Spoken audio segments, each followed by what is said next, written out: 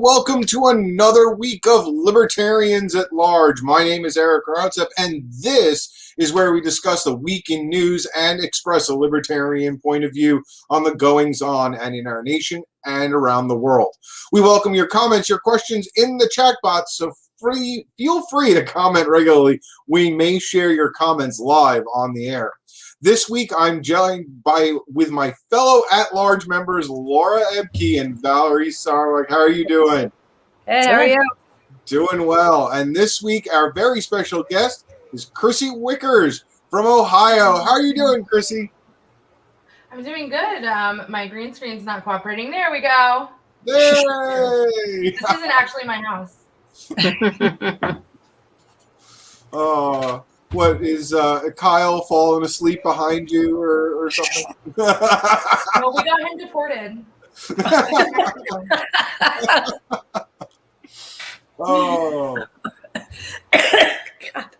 Oh my goodness gracious. So how's everything going? What are you up to? What are the big projects that Kryssi's working on now? Well, if anyone has followed me at least once in the last about year and a half, I've been very much into criminal justice reform. I spent last summer down at the anti-police brutality rallies in my local area. I'm in Columbus, Ohio. I think we did 44 days straight. And then after that, we tried to get in there at least 5 or 6 times a week. So we were able, because of that, to introduce Spike Cohen, who at the time was running for our vice presidential nomination. He had actually gotten a nomination by that point. We were able to introduce him to a lot of the BLM leaders, and he was so amazing that they endorsed him, and which led to a wave of endorsements around the country. And I think that really opened the door to libertarians working with BLM leaders. And once we did that, we started forming different coalitions. We got AFP on board, Americans for Prosperity. We got the ACLU on board. So it's just a huge group of people that came together, and now it's called Accountability Now Ohio. And it's nonpartisan. We want to make sure everyone feels comfortable. And we are trying to get an end to qualified immunity, to reform cash bail, and to end the death penalty. So what we have done with that so far is we have a petition going around now. We need about 1 million signatures to put it on our ballot as a constitutional amendment here in Ohio. Along parallel with that, we are working with AFP and a few different legislators in our Ohio State Senate to get a bill to end qualified immunity. We already have the language ready, and we just a couple weeks ago got a sponsor. So that's going to be introduced in the next session. And on top of that, we have a bill currently in session right now to end the death penalty and to reform cash bail. So right now we're just attending hearings and making sure that our voices are heard and not just the other sides. So that's mostly what we've been doing. We just had a training a couple days ago where we got together and trained. I called it like from the streets to the state house, training different activists to take their passion and take their love for activism and protesting and take it actually into the state house to change policy. So we're trying to train everyone we can. We had a couple legislators there, a couple Republican legislators, and that's important because that's who controls our legislature right now. So we have some sympathetic legislators that are Republican that came and helped teach people how to talk to their colleagues. And it went really, really well. We had a really good turnout, and it's really exciting to see the fruits of our labor, I guess it would be. And just to know that it's possible to put an end to people suffering. There's a lot of people in cages right now. Here in Ohio, over 40% of people that are currently in jail have not been convicted of a crime because they're in there before they can afford bail. So, to know that we can save people from a cage just by showing up and just by working together it's just a magical thing. And I hope everyone does stuff like that. It doesn't have to be my issue, but choose an issue. Right. Activism is where it starts, and it will only grow from there. You're absolutely right. Well, certainly a big part of activism, though, is doing exactly what you're doing, Kryssi, and finding people that you can work with. finding other groups and forming coalitions. And that doesn't necessarily mean that you agree with the members of those coalitions on all things, right? But rather that you are willing to work together on the things that you can work together on. Absolutely. We don't get into conversations about, building roads or property taxes. We stick to the issue we agree on. And I think that it's such a valuable kind of coalition. And I know that we have a little bit of a split in the party in regards to BLM. But I encourage people to go and actually talk to those leaders, because you'll find that we have many things in common.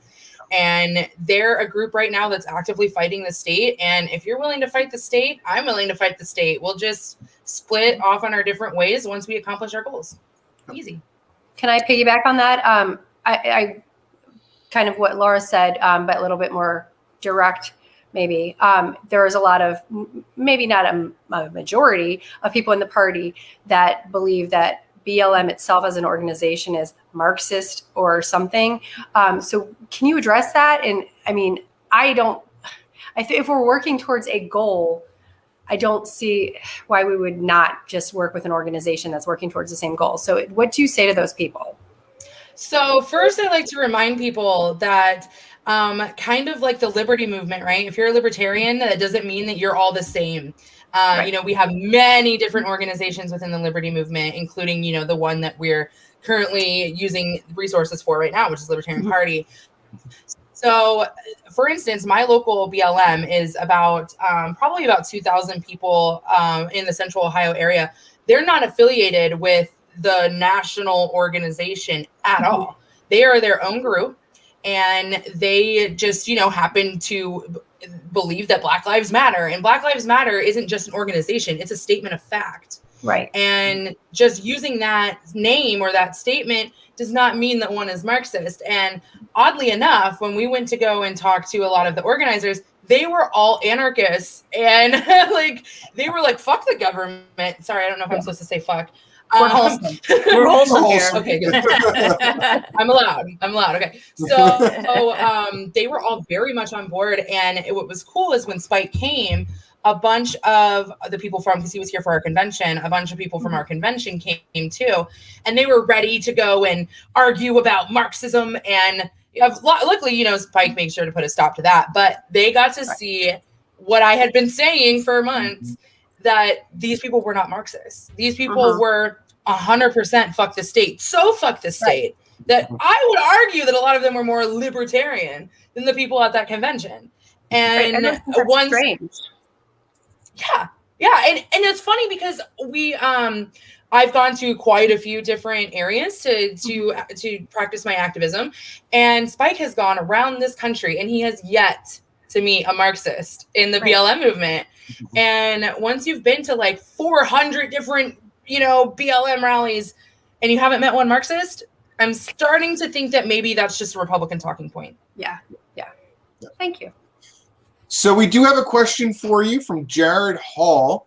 I think he'd like a reminder on how much does it cost to write a press release? So this is going to sound like you might not be able to afford it. You're going to have to reach into your savings account if you have one, unlike the majority of Americans. So it costs exactly $0. And I have heard pushback from that with people saying, well, what about like the media list? Girl, listen, I know you're not a girl, but we're going to pretend you are right now, Eric. Girl, listen. You can go for free on the internet to each of your local media's websites and then go and copy and paste their email addresses. It's so cool. Yeah. No, say it. No. Yeah, I know. It's crazy, right? But if you get a bunch of people in different parts of the country that do that for all their major cities, and you put it together in one big list, that's called a free media list. My goodness. My goodness. Takes 5 minutes to write one. And I know libertarians, because I've read libertarian press releases. I know that we are long-winded. I never shut the fuck up. I get it. I totally get it. But instead of writing an entire blog post in a press release, how about this? We write a blog post and link to it at the bottom of the press release. No. And we keep the press release to who, what, where, why, and that's it. Because let me tell you, people don't like reading a lot. And if you link to that blog post and you tell them this is where you're linking, 9 times out of 10, journalists are kind of lazy and they will just copy and paste whatever you just put in that blog post. And yeah. Oh my gosh. You're making it almost sound easy, like we should be doing this already. I don't know. Yeah. You would think for every single thing, for everything, no matter how small, because even though it's small and it might not get picked up, you got to keep our name on their lips. You make a really great point, Kryssi, with the length of these things. Because, okay, I know this is going to come as a surprise to some people, but libertarians like to, like overwrite stuff. And what's that? I dropped another. And back in the day, a million years ago when I was a student journalist in high school, they told us that, no press release should be more than 1 page long. That was kind of the standard, because if they want more stories, if your local paper wants more stories, they'll come to you. Yeah. But if you want to get something in, you got to give them something they can work with and not have to do much editing with. So, I've always, my campaign's always, tried to focus on, 1 page or not much more. Maybe you have a couple of sentences on the next page if you're double spacing and have a big letterhead logo or whatever. But you try to keep that as short as you can. Yeah, and most newspapers are looking for stuff to fill up the newspaper. So if you can provide something that fills up that small space, I'd be happy. Yeah. Our small town paper. I live in a town of 7,000. I can write the story for them. I do that for my church. I do that for the scout troops. You just write the story for them, send them the pictures, and they print it verbatim as if they've come out and done it. So. Absolutely. And once you you have that editorial for them ready to go, they're like, oh, hey, job's done. I'll just go ahead and put it in. And it's no issue. We put out press releases when we did the park cleanup a couple years ago. And, funny enough, they wanted to do a couple different news organizations, wanted to do an article or do a news story on it. And that's when I pulled in my Roger Stone little mix here, because they showed up. We saw them pulling in right when we got done cleaning everything up. So we went ahead and dumped it back out and cleaned it up again for the cameras. And that's it's not dishonest considering that we cleaned it up, but using something like that, something that's going to have good optics for you, that's going to make us look like who we really are, which is volunteerists and people willing to help in our community, that gives us all a good name. And so every time we do that, we put all the bullshit that people, spew on the internet and make us look bad. We put all of that to the side and we say, look, these are real libertarians. And that's what's really important. We need to keep our name out there and we need to keep it positive and have great optics. Okay. So here's a hypothetical question. Okay. If you had to choose between a press release with a photo in your local newspaper or posting on your local Facebook page, which would it be? So I would probably go with both, honestly. You only get to choose one in this example. I would post that article on my Facebook page. So you would get it posted. So you would get it in the newspaper, and then post it to your Facebook page. Yes. Yes. But what's most important is to put it into the media, because a lot of us, again, libertarian, I get it. I'm one of many of us that do this. I care about my social media because I'm a millennial and I'm a woman and I have bomb ass hair. Like, I care about my social media. But what I care about more is people joining our causes, and they won't join our causes if they never hear about us. And the people that hear about us on our social media are people that we personally curate. So there are people that hear this shit all the time, and we need to get to people who don't hear it. And we need mic drop. Are you gonna drop it? Well, I don't make a terrible noise, but yes, I would. Good job. Oh. Okay, I'm not going to drop it. That's my favorite day of the season so far. Our season, this season one. What is your favorite thing? You were about to do a mic drop. That was that was pretty good. Okay. Here we go. Okay, here we go. Good call. There we go. There Did you hear you that? go. Oh, look at that. Yeah. Oh. Now, I hope my mic still works. Does it still work? Yeah. You can't hear you. Crystal clear. No worries. No worries there. Okay. Can't hear you, Laura. So, Kryssi, that's really awesome that you're getting you're up and running with accountability now, Ohio. You've putting together a great coalition. You already have legislation that's in front of the Ohio legislature. What type of ground game are you doing inside the legislature with this organization to make sure what type of lobbying, what type of ground game are you doing to push this legislation?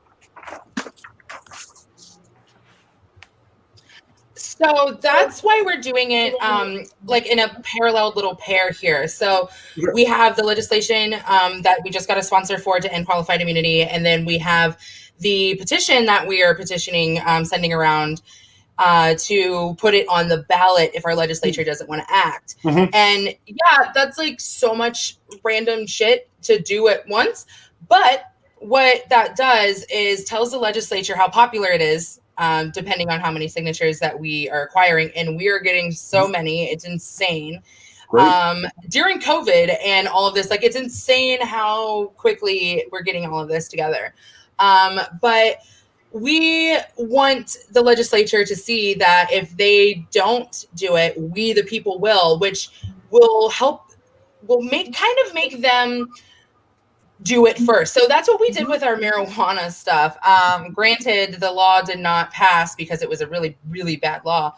But once we put it on the ballot, that's when our legislature hurry up and acted, and we got medical marijuana. They didn't want the way we did it. They wanted the way they did it. And we have offered a lot of concessions that personally I wasn't excited to offer, which was allowing the legislature, like anyone who's an elected official, they don't have to technically, they're not part of the qualified immunity that we're getting rid of. But that's just in the one in the legislature. If they don't pass that, then they risk us passing the full one and they can lose their, protection. So it really inspires them to get to do that. And so as far as ground game, we're going around and getting petition signatures, and that allows us to have conversations with people. And let me tell you, even people who are, I would say more right-leaning, they agree that we need to get rid of qualified immunity. I mean, once you talk to an anti-government or a small government Republican and let them know, like, hey, the government has more protection than you, they're like, oh, no, not cool. So it's helpful. Well, it's super inspiring. And I like the part where you're doing the trainings also, because there's been times where you on your Facebook page have said, hey, have you ever sponsored a bill? And like, that doesn't happen in many places, that Ohio is a little bit different. So I like that you're reaching out to the people that are on the ground that want to change the law, and you're showing them how to do it. Because I think there's a lot of places that you can do that kind of thing, or, present some draft to your representative, but people don't do it because they don't know how. Exactly. And once you see that there are thousands of people in the street angry, they're taking time out of their days, taking time out of their family, and they are going around and marching and getting angry. They're so angry. I get it. Like, I'm angry too. So how about we stay on the street, but at the same time, we change policy? Because I've been an activist for a very long time. I started out my whole political stuff with activism. My first march was, I think I was 16, and I went to a anti-war with Iraq rally or something. And I was so inspired, and I had so much passion just from being around those people that really want change. But then it just fizzled. And that happens with every movement as things just fizzle. Okay, it's out of everyone's brain. But those people, we can use them if they are taught properly how to actually change things. I can't tell you how many times I've talked to someone about all of this stuff, and they're like, man, I know that I hate that so much, but what can we do? Well, funny, there is something we can do. We can go and work with our legislators.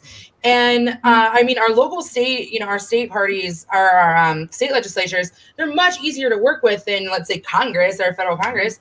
And this is it's kind of like with journalists, how a lot of them are kind of lazy. No, except for, of course, Miss Laura Epke, because she was not a lazy legislator.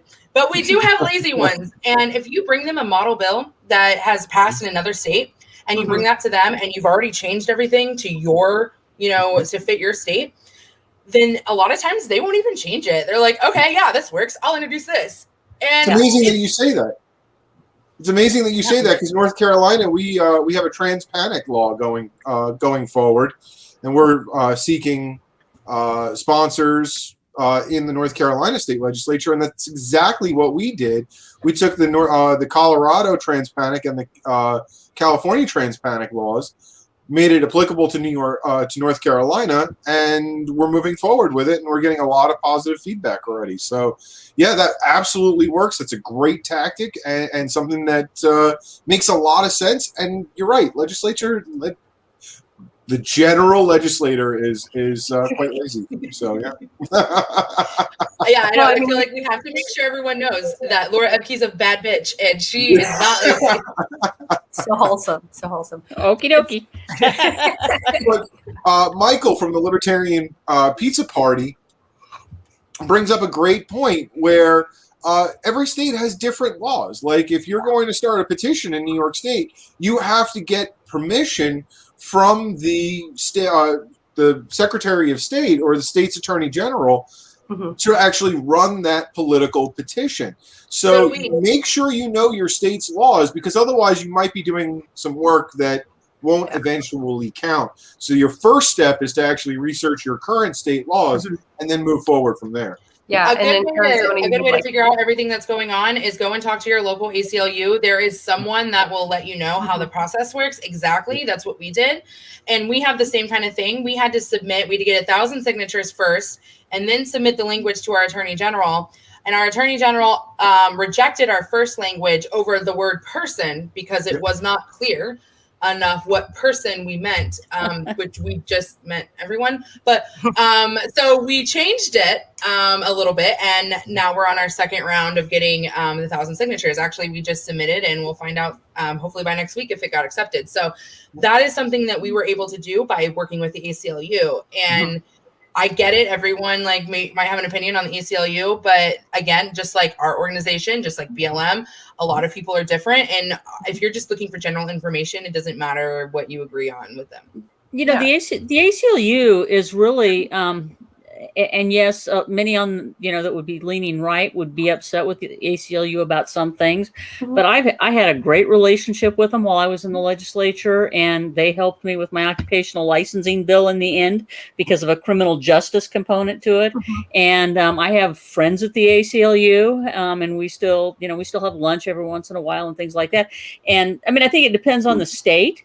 In some measure, because each state's chapter is takes a little different approach to things, but for sure, libertarians should never forget the value that the ACLU brings with questions of civil liberties, and so we need to make peace and make friends with whoever we can. Right. No, I agree. And we had a wonderful speaker at our convention here in New Hampshire from Americans for Prosperity. And I thought, well, he's going to be way too right-leaning, but he was great. And you mentioned him. You mentioned Americans for Prosperity earlier. And I think if we're allies with the people that are working towards our common goals, then we shouldn't poo-poo on them. Well, and why not? Every single chapter of an organization can be different. Here in central North Carolina, I know I've personally, and there's a lot of other libertarians who've worked against with Mothers Against Gun Violence, which is typically nationally an organization that's looking to take away gun rights. Mm-hmm. But the local chapters in this immediate area, they're really about preaching gun safety and educating individuals about how to store your locker. They actually even do fundraising to give away gun locks so you can keep your gun safe. It's all about gun safety and gun awareness in this area, whereas the national organization is trying to pass legislation that's taking away people's rights, but individual local chapters can be completely different even though they are under the same banner. So that's really important to know, and reach out to your local organizations. They may not have all of the same opinions as a national organization, so don't just discount them because they don't seem to be someone that you would ally with on the grander scale. So that's really important to know. The other thing, and then we're going to let Kryssi talk again. But the other thing that I would just say, yes, the other thing that I would say is that it's really important, depending on your state, to know who the SPN, State Policy Network, organizations are. Because in some states, those organizations are very, very libertarian, and so get to know them, and they're certainly libertarian on many issues. So, even though State Policy Network has sort of a reputation sometimes of being, more right of center, and some are even pretty conservative. I think you're going to find that a lot of them will work with you on a lot of kind of liberty-leaning issues, and many of them, many of those members are even calling themselves libertarians these days. Nice. Oh, absolutely. It was actually funny how like this all kind of came together, because a few people from our more BLM movement, here it's called the Heartbeat Movement. A few leaders from there had been seeing a few leaders from AFP at the State House all of the time. But, because of the like kind of, the missed preconception that they had of each other, they didn't come together. And it wasn't until I started working with someone at AFP, and I had the same kind of, thing. I was like, I don't know if I want to touch that. But the guy who I'm working with, he actually was a member of our state party for so long and had been on our executive committee and all that. And so I had talked to the woman who was with the Heartbeat Movement, and I said, hey, he really wants to meet up. And she kind of gave the same, I don't know, like it's Republican and Koch brothers. And I said, well, actually, let's talk about the Koch brothers. And actually, they're pretty socially liberal. But I promise you that this is going to be someone you want. And even if AFP kind of, you might not agree with everything they do nationally, because I know I don't, they have money and resources. And the thing that you guys have that they need is activists. So if we come together, we can combine all of those. And now us activists have money and resources to do things like host trainings. And, we were able to get the Hilton for a full day with food and with everything just to, entice people to come. And that wouldn't have been possible without AFP's money. And so even if you don't agree with everything they agree with, if there is a common thing that you agree on and there's something that you can benefit from that, I mean, absolutely. This isn't about personalities. This isn't about what if we all agree on, economic theory. This is about saving people's lives. That's what I got involved in this movement for, was to save people's lives and to save my own life and to save my child's life, because the government actively acts against our interests. And I know that as someone who has been on the other side of like many times, man, I get arrested all the time. I mean, I've been arrested for protesting, can't count how many times, been arrested for lying to the police, which is bullshit. But I've been arrested for marijuana.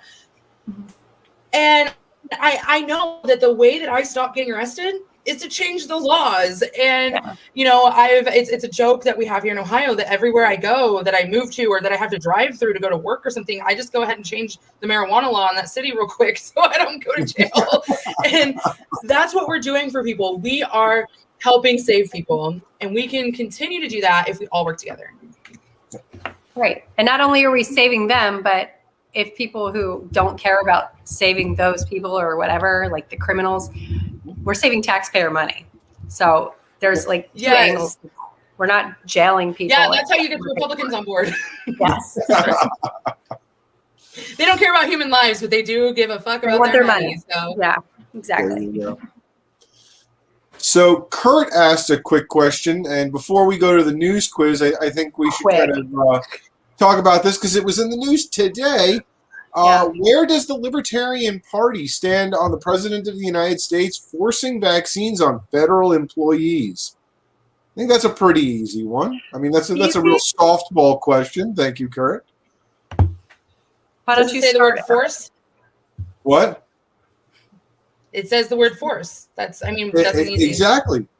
Exactly. Is he forcing or is he recommending? Because that's why I said, why don't you start? Yeah, because the thing that I said that that they're requiring either vaccines or that you have regular testing, weekly testing, social distancing, and masks. Yep. So you have your choice. So it's not. I mean, it's not exactly.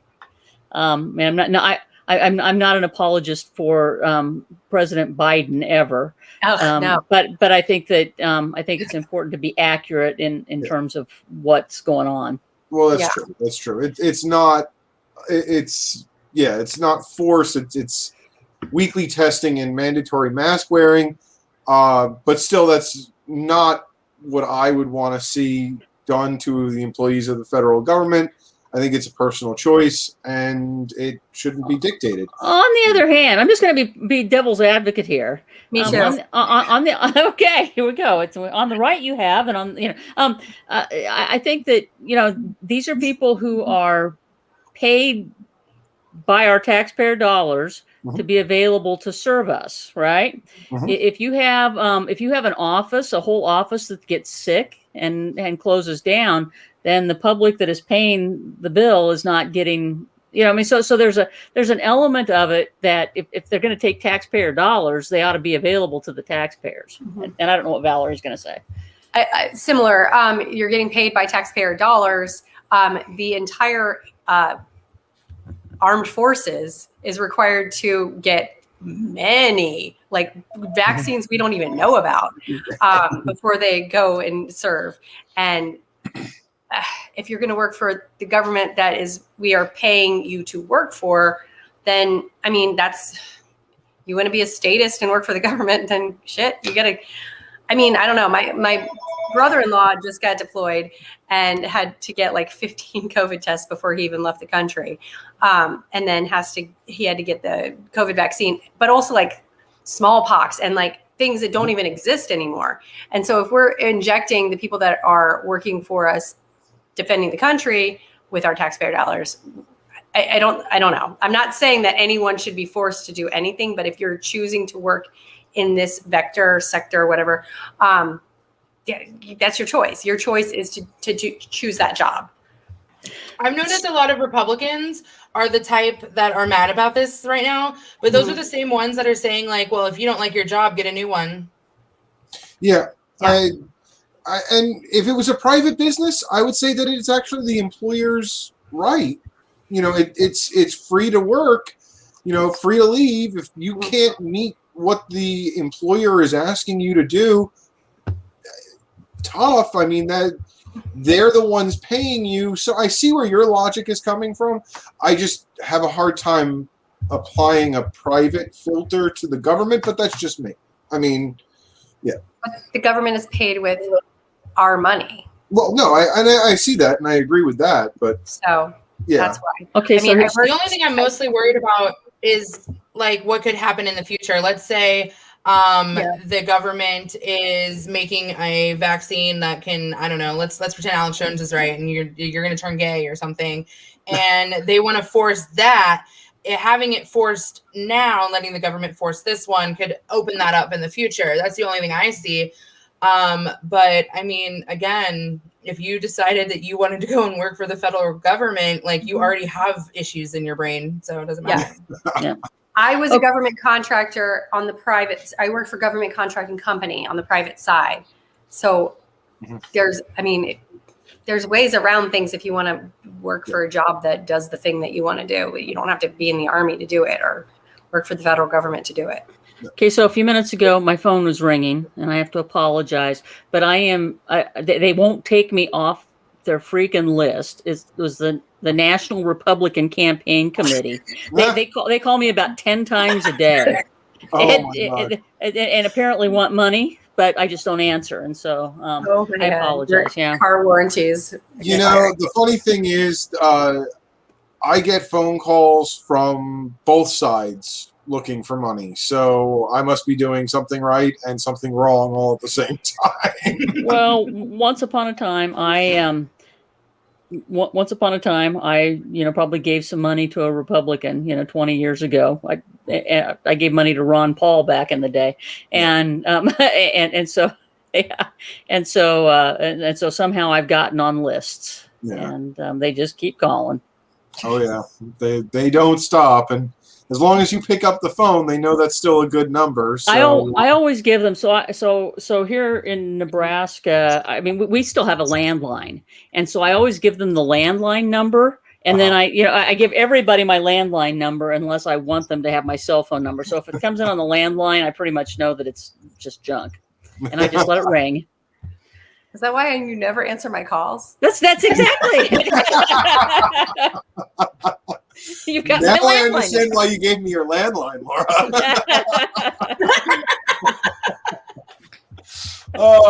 But it is that time for our news quiz provided by PBS of Washington Weekly. And we'll bring that right up. There we go.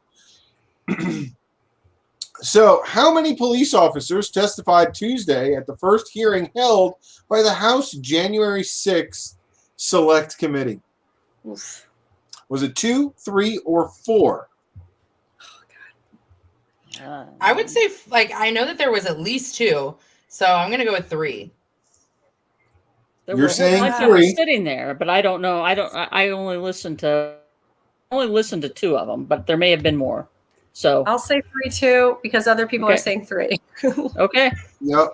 So I'm saying 4. Daniel May agrees with me. Chris and Danny both agree with all of you and say 3. But consensus is 3. And you already heard the story. Oh. And it's incorrect. There were 4. There Eric probably watched the whole thing. Yeah, no, Eric actually, I watched. He's reading the transcript right now. There were 4. Yeah. Kryssi, I don't know if you watch this show, but Eric knows everything about everything. And I'm not saying that in like a way where my husband knows everything about everything, but literally Eric knows everything about everything. He's so smart, and he's got nothing. He has nothing else to do. I mean, it's not like he has a job and a husband now. Yeah, I know. Actually, Alex yells at me all the time because I'm constantly, my nose is in a newspaper or on the phone or, just reading articles constantly. And then if like New York Times posts something, then I've got to go and read the same article on like Deutsche Welle or BBC to see what in an international slant. Never mind. I'm going to get off of it now. No, but that's actually a good way to do it and that's what I think everyone should do is if you see something and you're interested in it and interested enough to have an opinion, then you should go and look at multiple others, especially international publications, so you can see all angles and maybe even get more truth. Yeah. And even if it's the same story, but it has a different opinion to it, it actually really kind of cements the way you're looking at it. But yeah. Yes, I didn't mean that as an insult. I meant it like whenever I don't. Whenever I have a question or somebody else asks me a question, I'm like, could you ask Eric because he literally knows. Except for how to fundraise like the most money ever for the party. That one we come to Valerie for. Yes, yeah. Fundraising questions come to Valerie. It costs $0 to dial a phone. $0. You can even get a free app. So do we have any questions or comments that we want to talk about January 6th before we move on to the next question? I don't think we have that much time. So what you're saying is we need our own January 6th episode. Gotcha. Yeah. Gosh. What was the new mask guidance issue this week by the Center for Disease Control and Prevention, also known as the CDC? Vaccinated people should wear masks indoors in areas with high transmission. Unvaccinated people no longer have to wear their masks indoors, or everyone should wear masks both indoors and outdoors. I would say the first one, right? The first one, yeah. Yeah. Really annoying. I agree. Yeah, I am getting so tired about talking about masks. I am so over this. We have a vaccine. I get it. The Delta variant is problematic, but at this point, we're adults, and let us make our own damn choices. Excuse my language, but well, I mean, hey, we've already dropped the F-bomb. I can say damn on this show. I'm sorry. Actually, most shows that I am a guest on usually get marked explicit, so I'm really sorry. This is a family show. We're wholesome. We're wholesome. We got fan mail one time and it said we were wholesome, and Yeah. it's just Oh, well, I'll change that for you. You've already done that, Okay. so that's okay. it was a regular commenter and she hasn't commented today, so she missed it. Yes, exactly. Praise the Lord. Oh, yeah. Okay. So, anyone else have any comments that they'd like to make about the CDC or masks? I don't want it to be mandatory again. Just got my face cleared up. I got really good at my makeup this last year. Don't make me cover this up. Just stop spreading diseases, people. I know, right? Yeah. No, I like to eat in restaurants. I don't really care for takeout because the food tastes weird. Yeah. I want to be out in public. I want to be inside. If I spend any more alone time with my family, they're going to be dead. Moving on. Senators announced a bipartisan agreement this week to move forward on a bill covering what issue? Voting rights and democracy reform, infrastructure spending, or policy reform? Infrastructure. Yeah. They cut it down. They cut it down from 1.5 trillion to 1.2 trillion. But, hey! Look at those Republicans saving you $300 million. Yeah. But I know we ragged on Republicans a bunch, but the Democrats are the one bloating up this bill right now. Oh, and they're putting in things that have, oddly enough, I know this is never heard of, but they're putting in things that don't have nothing to do with infrastructure. No. You don't say. No. They're or they're trying to make it sound infrastructure-esque. The Department of Forestry has $70 million to put in electric charging stations at national parks for park ranger vehicles or something like that. Oh my God. Why does? Not to mention that the Forestry Service does not own an electric vehicle yet. But they are now going to get $70 million worth of charging units for vehicles that they may purchase in the future. So yes, this is something important. that the private businesses that make these electric cars, why don't they put them in? Yeah. I mean, there's so many things like, why isn't the town or city or whatever that needs this infrastructure taking care of it? But like Ashley Shade running for North Adams City Council, they have like a $40,000 or $50,000 infrastructure bill that they need to pay that they've been putting off. And so when you put off, we are all homeowners, you put off a major repair in your house, it gets worse. And so now she's going to run for city council and deal with this. But I doubt that they're going to get any part of this 1 point whatever bazillion dollars it is. And they're going to have to either move out of North Adams or, hike up their taxes. So, but they've been putting it off. You can't expect a bailout from the government about like every single thing. And electric cars, what even is happening right now?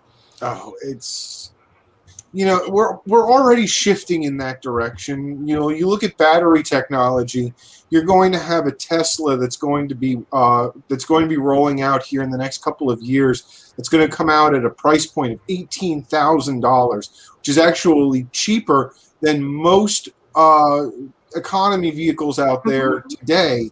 So battery technology is getting to the point where it's cheaper than an actual vehicle. Electricity is now cheaper, or has always been cheaper than gasoline. It's just the future. The future is here.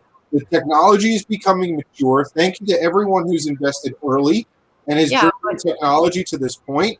But this is just where it's going. This is what it's going to happen. But Right. We don't need to pay for yeah. it now. Like the Yeah. government doesn't need to pay for it now. No. Oh my God. No. So The government frustrating. should get out of it. You know, I mean, obviously, yes, the government gives millions and millions of dollars to the automotive industry every single year as a darn gift for creating American jobs, which they're exporting over to Mexico and to Asia every single day, and the American government still pays them for creating American jobs, even though they're exporting them. So, you know, whatever. It's just a handout of money. The government needs to stop all of it. And reel it back in, and not even start with that with the electric car industry. But I'll get off my soapbox now. Well, if the government wants to actually help the renewable energy or electric cars or help with any of that, they need to get out of it completely, because their regulations is what's creating all these issues. I mean, I know Michigan, for instance, they can't even sell Teslas in Michigan because of all of the weird laws that they have on car dealerships. And so Michiganders have to come down here to Ohio. They have to come down here to Ohio just to get a Tesla. And because the way Teslas are fixed, like they have to go to a Tesla dealership or a Tesla shop to get their cars fixed. They have to come back down to Ohio to get anything done because the government is too involved. And, you know, it's the same thing. We can't have renewable energy until the government gets out and allows some kind of nuclear energy. And, you know, and a lot of people get upset about nuclear energy, but if you're a real environmentalist, kind of like the real libertarian thing, us environmentalists do it too.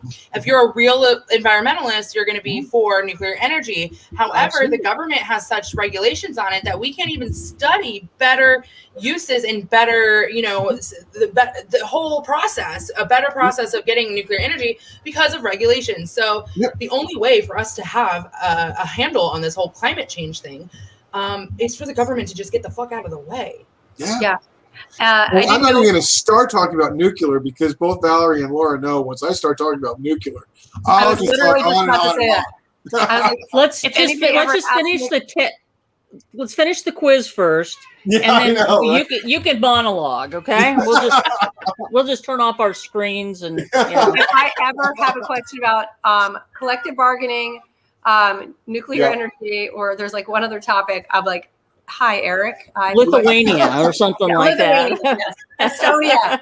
Estonia, yes. Yes. What a random subset of subjects. Right? I know, exactly. So select all that apply. Starting next week, fully vaccinated travelers from which of the following places will be able to go to England and Scotland without quarantining? The United States, the European Union, and China. Which ones of those will be able to go to England and Scotland without quarantining? Probably everyone but us. Right? China? That's my guess, China. Your guess is China? My guess is the European Union. Okay, you're saying European Union, Kryssi? I don't know. I'm thinking everybody but the United States. So you're thinking European Union and China?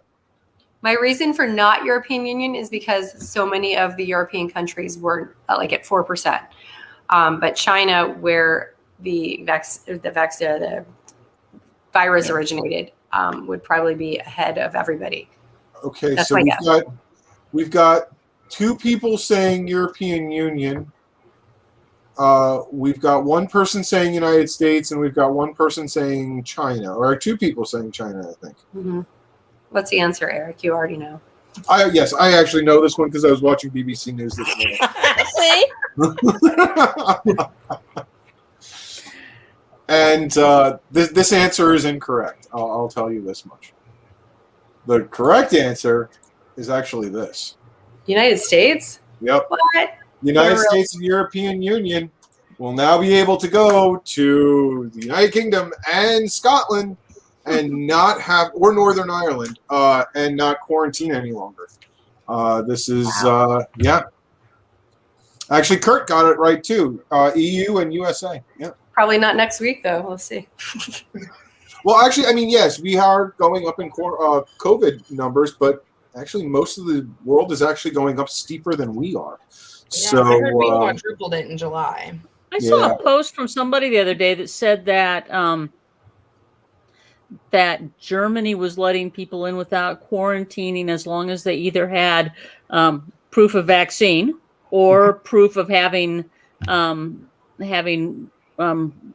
COVID at some point. So they're looking at the natural immunity as legitimate as well. I don't think Germany passed that. I know they were looking into it, but I don't think they passed it. But I may be wrong on that one. I don't believe you're wrong. Somebody believe posted Eric's it. wrong. Never. You're probably right. Next question. President Biden is rolling out a new directive Thursday that will require federal employees to get vaccinated or face which of the consequences. Okay, yeah. We kind of already talked about this one. So it's required testing. Require the regular COVID testing. So yeah. Funny how that always happens. I know, but it was a good question in the comments. I didn't know it was going to be. It would be light and easy, but now we don't have to talk about it again. There you go. Yeah, because we already did. The Justice Department issued new warnings this week to states who have enacted restrictions on which issue: abortion access, voting rights, and voter access, or right to work laws. Voting every week. They say something about voting rights. Yeah. Which is so weird. Like, we should not be having laws about voting right now. Yeah,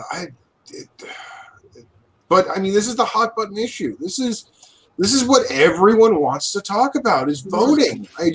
Red meat in the red states. Right. Yeah, it really is. It really. They're all doing it. It's crazy. See, luckily, as libertarians, we're used to having our votes disenfranchised. So this is right? I mean, Maine is still fighting because the Secretary of State took everyone off the libertarian line, right.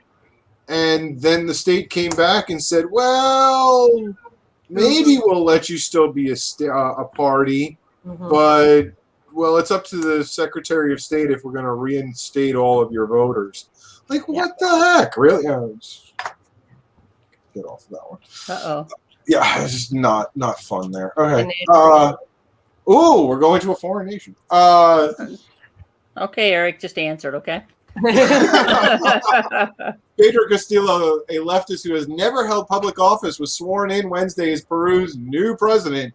What job did he have before taking office? Does anyone know? Yes, he was the comedian, right? We talked about this a while ago. Oh, so like Vermin Supreme. Actually, no, he wasn't the comedian. Wasn't there somebody? There was one. There was one, but he's already been sworn in as president and left. Oh, okay. This is the one that's replacing him, actually. Oh, we make people worried for the party. Wow. What are the options? School teacher or bus driver? I think school teacher. School teacher. Yay! School teacher. Yeah. He was the new person coming into Peru. Now, this is the second individual who has had no political experience ever becoming the president of Peru. First one didn't work out so well. He was that the comedian? That was the comedian. Okay. But he did a lot of political comedy. So somehow they thought that was going. He was a comedian? Yeah, he's a comedian. It's like having Bill Maher all of a sudden come in and run your country. It was basically what they did. Yeah, exactly. But now this one's a school teacher, and he does teach Peru. I believe he teaches Peruvian government class. That's probably the best person they could get then. Probably. He actually knows the government. Actually knows what's going on because most legislators have no clue whatsoever. I did say most because we all know Laura Hebke is the exception to the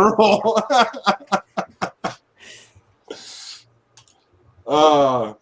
Employees of which video game production company staged a walkout demanding better working conditions for women and staffers of color? Blizzard. Right? No. You said that with such conviction, I believe you instantaneously. I follow Philip DeFranco, and he was talking about this on his show. Okay. I'll go with it. Yep, you are correct.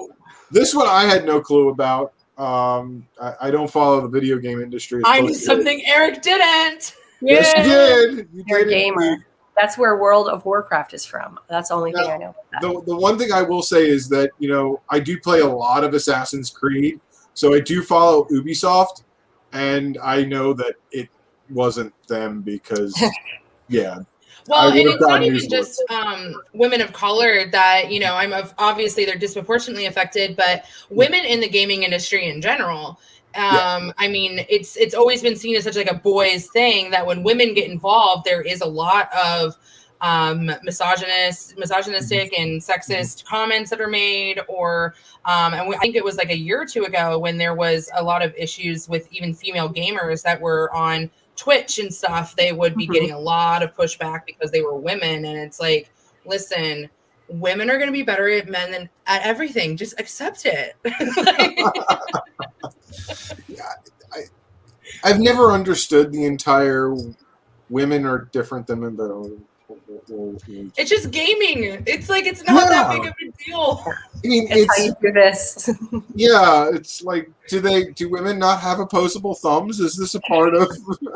Is this part of anatomy? Men were nice enough to give us opposable thumbs when they gave us their rib. There you go. That's what it was. No opposable thumbs, fucker.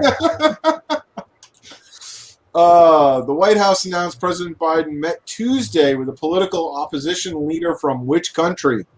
This made a lot of people in this particular country really pissed off. I have no clue. Political opposition leader. Well, the most recent one would be Myanmar, right? Must be Belarus. It's Belarus. You see, you guys know international politics. Yeah, we love well. international politics. Exactly. That's why I love you guys. President Biden had previously announced meeting Tuesday in Washington with Belarusian opposition leader Svetlana. I'm not even going to try saying this last name. Tikhanovskaya. According to CNN, Tikhanovskaya, whose husband is jailed by the regime of long-serving autocratic president Alexander Lukashenko. Yeah. By the way, Alexander Lukashenko is a douche. We're just going which children's TV show, the longest-running animated show for kids in U.S. TV history, is set to end early next year?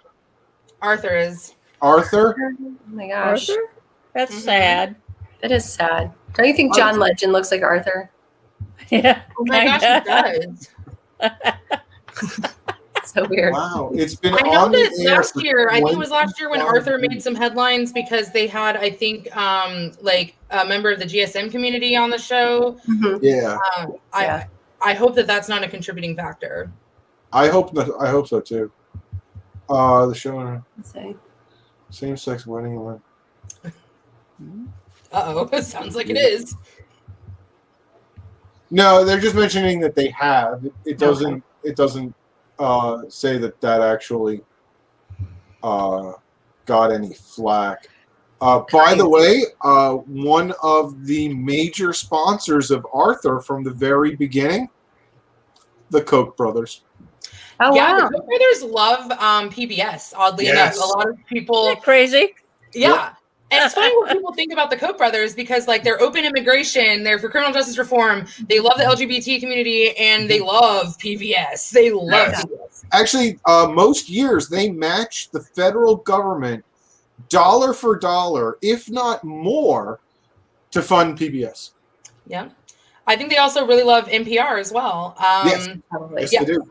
Yeah. They're very much, and so they put their money where their mouth is. They say we don't want the government funding things, and so they fund it. And I know we keep saying it's weird that there's only one Koch brother now. Well, no, there's the nephew now that's kind of involved. The Koch family. The Koch family. Foundation. Yeah, the Koch Foundation. There you go. Yeah. So this week we got a 90. Ish.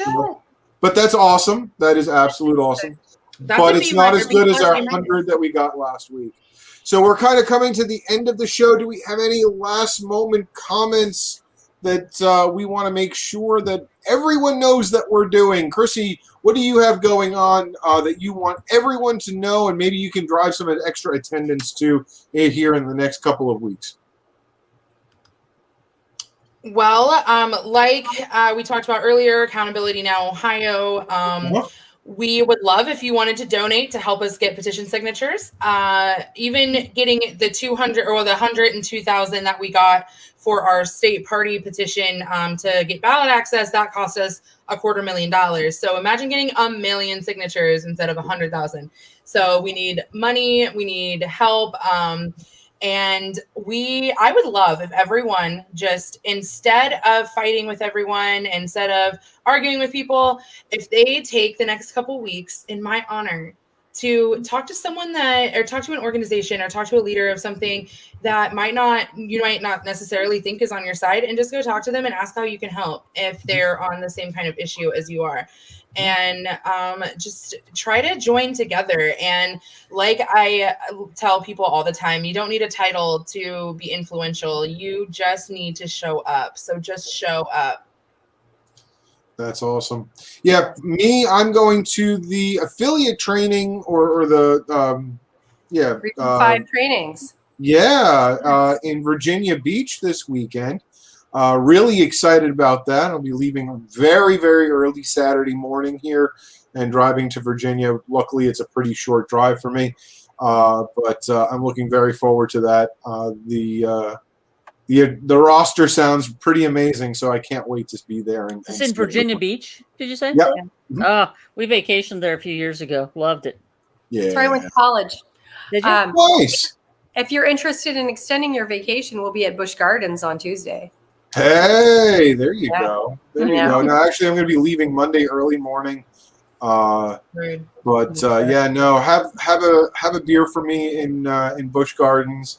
The best Can I house. just say, I'm really glad that Valerie is no longer vacationing in Ohio, because that's where Valerie grew up vacationing, is in Ohio. One time. Well, okay, One so time I was actually just the enrolled in funny thing Ohio. is, if COVID didn't happen, my bachelor party was actually going to be in Ohio. We were coming Cleveland? to what? In Cleveland? No, Oh, we were actually going to Cedar Point. And Okay, well that's different. It's because like I'm a little bit. coaster nut. You do not understand me and roller coasters. I just got back from Cedar Point. It was Really? amazing. I've yet to be. I've yet to be there. My first time was going to be my bachelor party, and my bachelor party never happened. So I'm very upset about that. Well, I guess we'll have to make it up to you at the LNC meeting. There you go. We're going to have an LNC meeting in Sandusky, Ohio. Yeah, there we go. Oh, and also, we do have our state conference coming up. Ohio is a little bit different. We do a convention on even years and a conference on off years. And of course, we have the Spike'll Cohen coming to as our keynote. And listen, guys, Spike is so brave that him and Tasha are staying at my home. Wow. It's pictured behind you. We made a fake shrine, and we're gonna have them walk in on it.